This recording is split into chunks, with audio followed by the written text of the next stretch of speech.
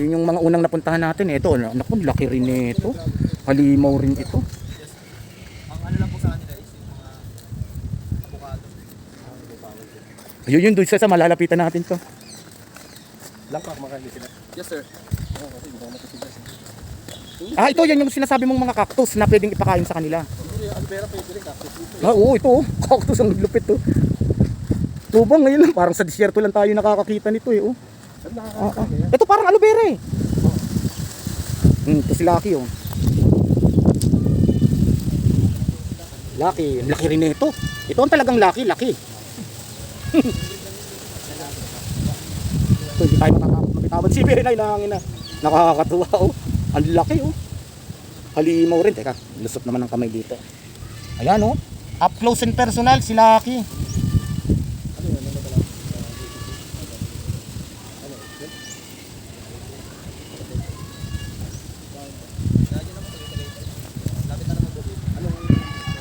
Nagulat ako. Talagang parang ngayon lang ako nakakita nito sa abot ng tanda ko.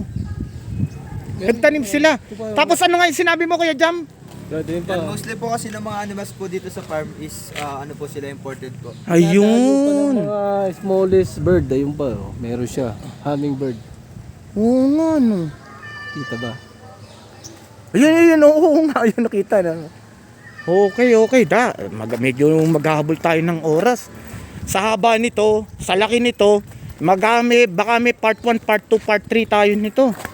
Pero magkakaroon naman tayo ng mga dagdag kaalaman dito. Leopard tortoise naman. Ayan wala na tayong isusulat pagka wala na kayong maisusulat kasi ayan na, nakita na natin. Estimated adult size, estimated lifespan, locality, origin, tapos did you know? Ayan kumpleto na yan. Ayun siya. Kaya lang nga, hindi natin malalapitan eh. Pero kung yung isang may bayad ang kinuha natin, 900 yata yun o kung 800 yun, makakapasok tayo sa loob, pwede tayo makipag-interact sa kanila, pakainin yata, pwede din.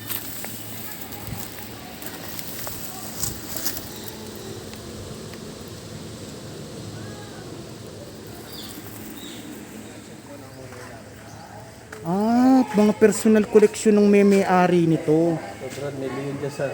Ito, million pa rito sa harap ko. Nakuntetin. Nagulat naman ako. Pwede po tayo mag-take ng photo for only for leggings study po. Or toys or sa mga 2 leggings po, hindi po sila pwedeng malagay sa sakyan. For safety lang po.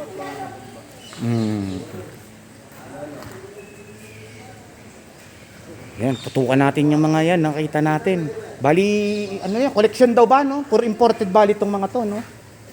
Una natin sa isa. Pero hindi na, yung magkakahiling tulad, sapat na yun. Ito natusod na binangkuhan. This story ko ito parang ito.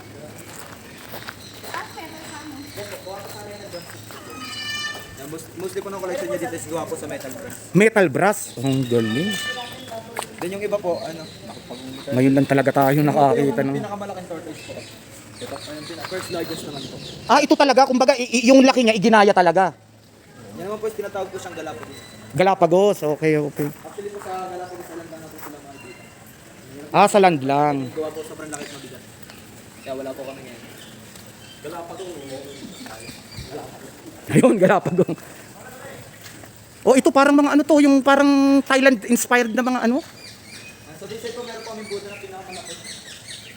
So tawag naman po sa kanya is Golden Laughing Buddha naman po. Golden Laughing Buddha. Diyan naman po is middle. Hindi, ito muna, nakakatuwa na...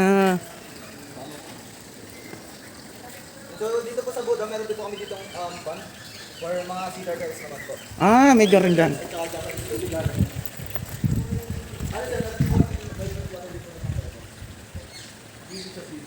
Laki nito, mga to. Golden Laughing Buddha. Yun, ang dami. Ito. Naku, sa dami ng individual. Totoo yan mga mahal ko makikita nyo yan totoo yan. Sorry. Ano ba yan? So sila sir, hindi po sila pwedeng hawakan. Or lapitan po namin. Gawa po. Ilan pa po sila sa tao? Ikutan ko lang itong isa na to. Nagulat niya ako biglang Tumalon. Sila po yung tinatawag po natin mga red rider turtles naman po ay mga albino. Ito pala albino. Albino. Pero nagkukulay green na sila. Naglulumot na. Pero malinis naman yung tubig eh. Akala mo hindi totoo, no? Mga totoo yan, ha? Libutin natin tong isang kabilugan na ito.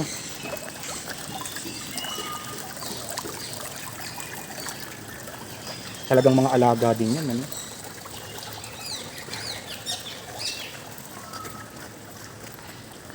Naku, ang dami pa pala.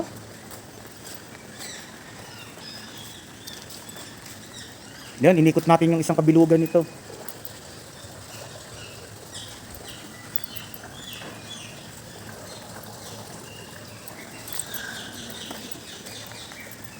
Yun, nalibot natin, winner. Okay, nakakagulat. Hindi natin iniisip na ganito karami ang makikita at ganito kagaganda ang makikita natin dito sa Yoke's Farm na to. Ilalagay na lang natin dyan kung saan lugar ito, pero sinabi ko na kanina kaya lang hindi ko naman natandaan, parang palokpok yata yun. Si Brother King Kong.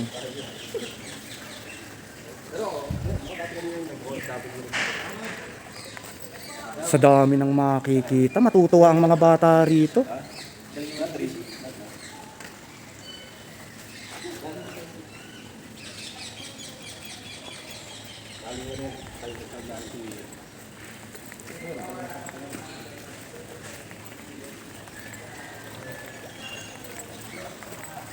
Oh.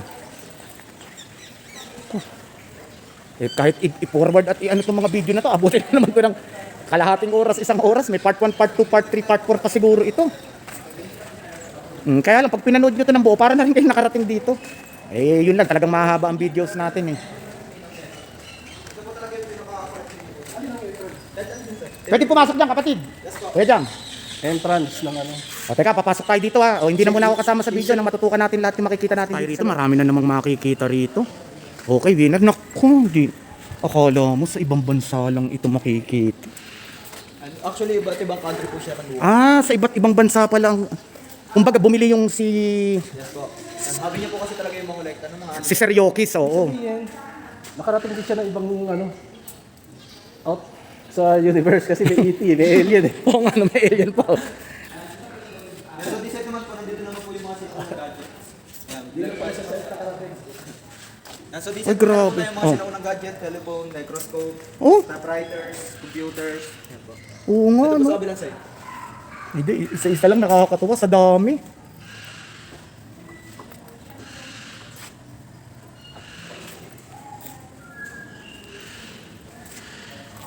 Oo nga, yung mga sinaunang ano pa ito, no? Helmet, telepono. Ito yan, inabutan ko pa yan sa tanda ko na ito. Inabutan ko yan. Tapos pati yung mga parang ano? Lampara. Lampara. Ito sir sa kabilang side, yung mga typewriters, computers po. Yan, Pati electric fan, tingnan nyo naman, oh. Nandito po yung microscope. Nakakatuwa naman ito. Ayan, mga sinaunang parang mga ano, oh.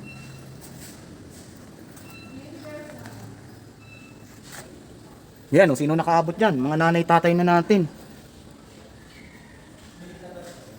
Yung microscope na nung unang panahon.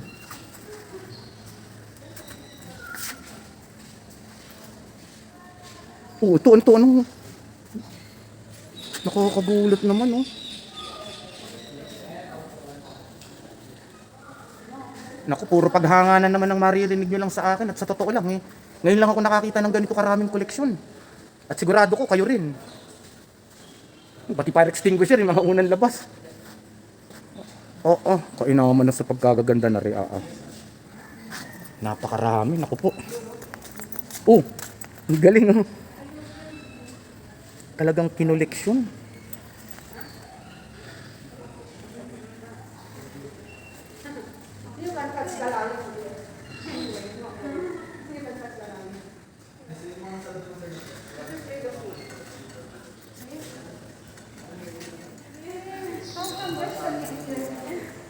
Random collection. Ayan, oh. Paano nyo papaliwanag to, oh. Sino hindi naman matutuwa, oh. 400 ang parang general admission. Pero walang interact sa mga hayop pa. Basta lahat ng mapapanood nyo sa videos, yan yung makikita nyo sa binayaran kong naming 400 per head at 150 para sa tour guide. Papasok pa tayo ron. Ako, marami-rami pa yan. Kaya hindi lang yata part 1, part 2, part 3, part 4 ito sa haba nito.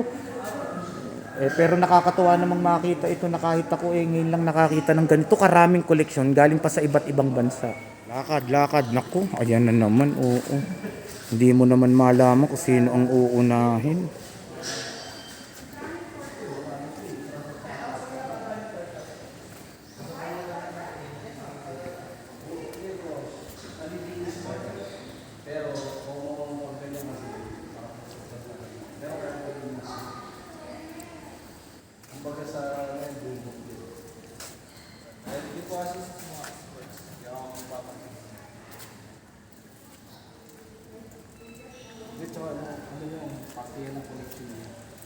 Kasi basta luma yung mga natin. Pati na yung collection niya. Siguro mabibigat ang isa nito. Pwede kong angat lang ng bahagya. Ay, naku po. Mabigat po yan, sir. Hindi pala. Ano po kasi siya eh? Bato. Bato. May metal brass. Metal brass? Yes po. Ay, naku po. Yung iba po dito, ano sir? Grabe bigat, oo.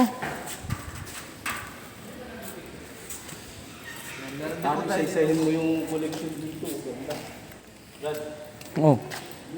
Oh, yan. Dadaanan ko rin lahat yan. Pati mga sa banga. Oo, pagkarami.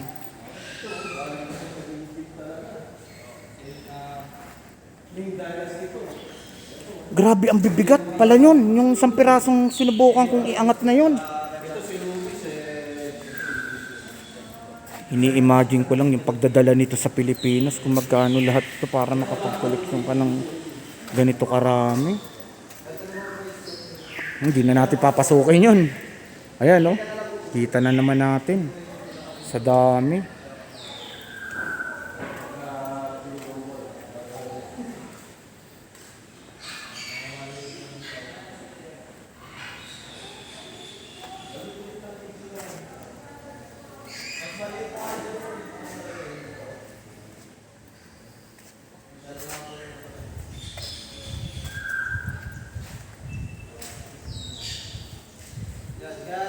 Naku, masyado ng ang dami pa oh. Nakakatuwa naman oh.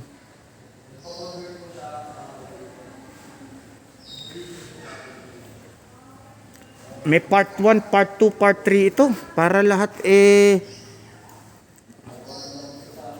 medyo mabilis na ang pag-video natin eh.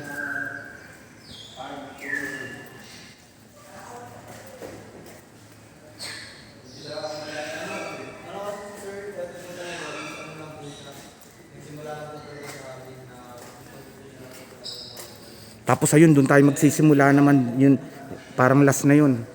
Hanggang doon sa kaduluhan na yun. O, ito, daanan lang din natin ito. Para na rin kayo nakarating nito. Ito, nakikita natin ito. Pelikula. Grabing collection ito. Talaga naman ngayon lang, sa buong buhay, at least nakakita ng ganito.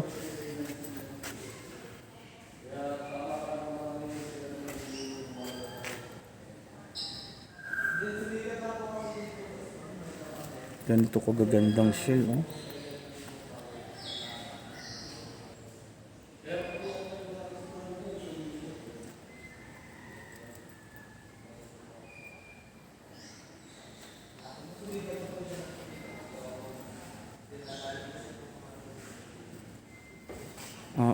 Sobrang nakakatuwa. Ngayon lang tayo nakakita ng ganito talaga sa buong buhay natin.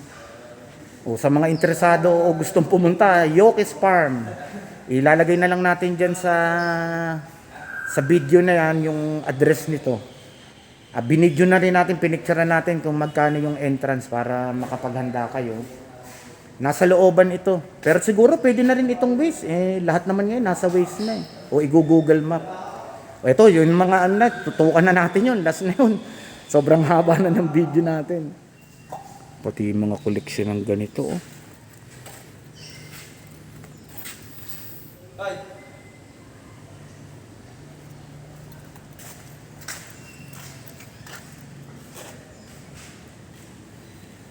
Tapos nito, Kuya Jam, doon na tayo sa hayop. Yes po. Next naman po natin is, before tayo po mag-proceed po sa hayop, mag-hydroponics po muna natin. Sige. Kasi agriculture yung content ko eh. Ito, may travel vlog din naman ako.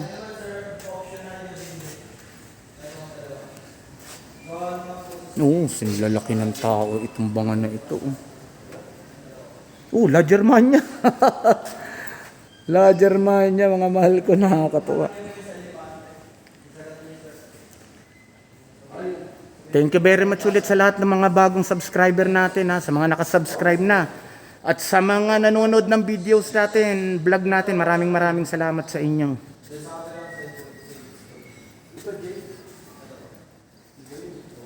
Sa susunod na vlog, makakapag-shoutout na tayo.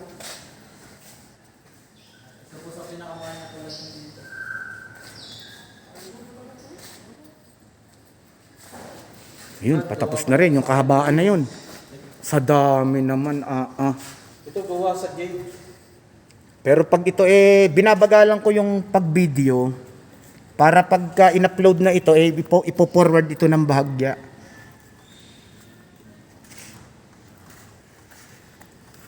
Bakit nakailaw pala ako? Ano yun? Kusabang nag-ilaw dahil madilim o ano? Gawa yun sa jade. Sa jade? Ano ka nante? Ito gawa sa taas ng sa ivory. Ivory? Yes po. Nako, itong isa na to? Alam ko mahal yung ivory Yes po. Yung jade, mahal din yun. Yes sir. Yan kaya mo papansin yung marami pong bilyaran, isa po sa naging hobby. Oo, hindi ko na nakuhanan yung bilyaran na yan. Yung jade, maganda rin yun. Tsaka business. May kilala akong mga jade, magaganda lahat, basta pangalan jade. Oo nga, pati bilyaran. Oo, mga billiard table. Yung mga una, sinauna rin. Sa China po, mas madami po jade. Okay. Kaya mas madami po jade po. Nakakagulat yung collection ni Sir Yokis. Good afternoon. Oh, pati billiard table, pupuntahan na natin yun, baka mag-haul tayo sa oras.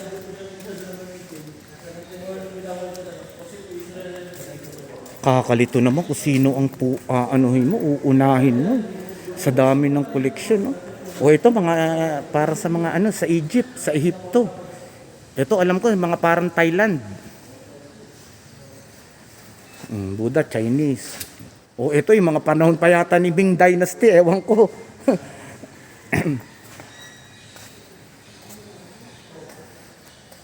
Diyos ko, paano niya na-collection to ni Sir Yokis? Hangang-hanga ako.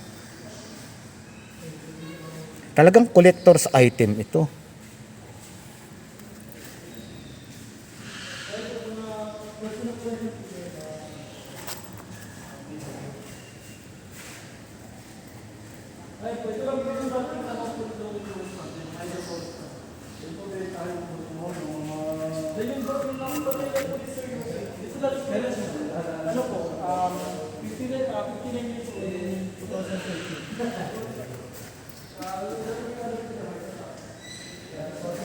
Wala akong masabi, puro paghanga, nood na lang kayo.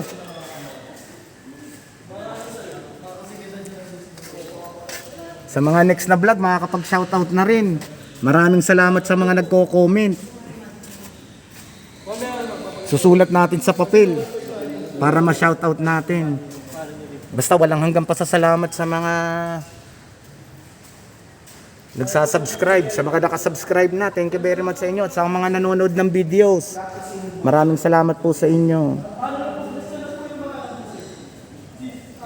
Hindi na natin kailangan magsalita. Wala naman tayong maipapaliwanag dito kundi paghanga na paano nakapagkoleksyon ng ganitong karami.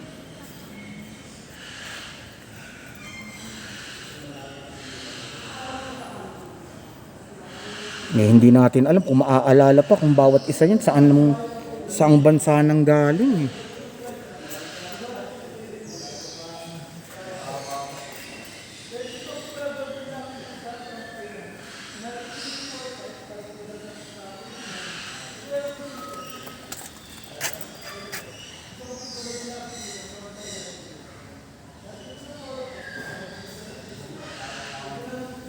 Haba na naman itong video na ito. Ipa-part 1 hanggang part 5 yata ito o part 10. Umabot. Ewan ko kung nangangalahati na tayo sa mga dapat makita rito. Ito, ipo-forward na lang ito sa videos natin. At least nakita nyo ito ng buong buo tong lugar na ito. Lahat ng pwedeng makita masilip dito sa loob na ito.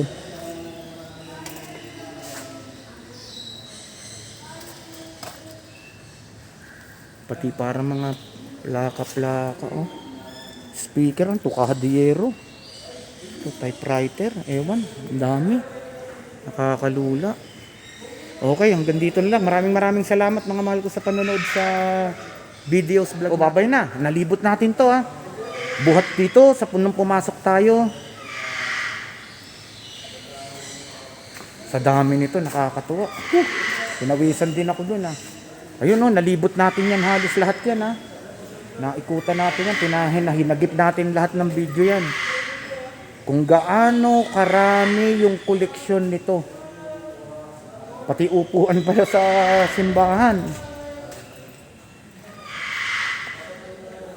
Kahit sa panaginip, hindi natin iniisip na meron palang tao sa mundo na nakapagkoleksyon ng ganito karami. Doon ako hanga Kasi napakarami nito para makapagkoleksyon ka ng ganito karami. Nakakagulat, nakakapanghanga. Bukod pa sa may halaga itong mga ito.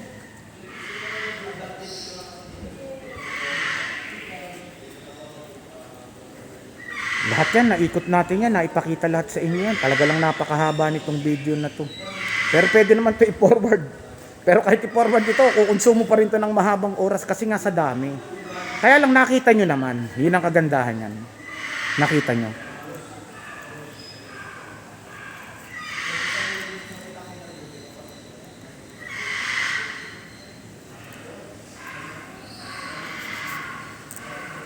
Pawisan kahit ilalim ng mata. Para makapag-video, makakita lang tayo na mai-tour kayo rito sa loob nito. Okay na, babay na. Maraming salamat sa panonood.